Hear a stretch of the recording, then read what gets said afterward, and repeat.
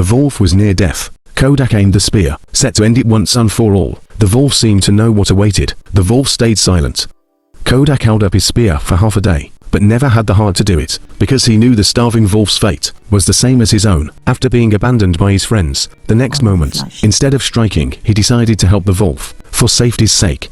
A rope was tied around its jaws, then carried him to the lake. He cleaned its wounds and named it Alpha. By morning, Alpha's injuries had improved. The rope was finally removed from its jaws. Alpha snarled, showing its teeth to Kodak. Kodak remained peaceful. Kindly, he gave the wolf some water. After yesterday, Alpha no longer saw the human as a threat. The wolf became gentle and tame, and gradually, the man and the wolf grew close. Using his scarf, Kodak dressed the wounds, and found some food for him. This day, Kodak caught a rabbit and prepared a fire too. He prepared to roast it, but Alpha spotted the rabbit. Obviously can't sit still up to grab. Alpha reached for it, but Kodak pushed him back. Then he bit into raw meat. Alpha sat down quietly. Alpha stared as Kodak ate hungrily. Alpha's eyes have not shifted for a moment, which Kodak couldn't bear to watch.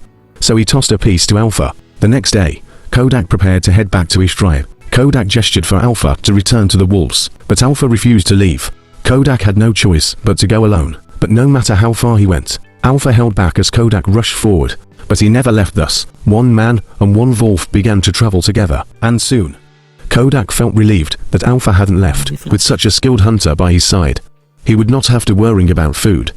That night, they snuggled up and fell asleep. During the day, Alpha woke Kodak up right on time. They bathed and played in the water, and unintentionally became the best of friends. But the happy times were short-lived. The arrival of winter blanketed the earth in snow. Very few creatures survived in this harsh environment. Kodak was in a hurry. When he accidentally stepped onto the ice, he instantly fell into the icy water. The underwater rapids were growing farther and farther away.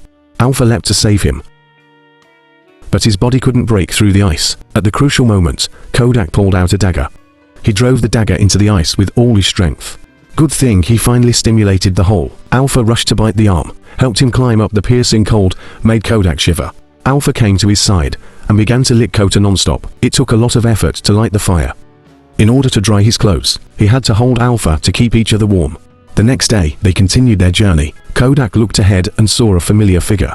If you enjoyed this recap, don't forget to hit the subscribe button and stay tuned for part 2 only on Movie Flash.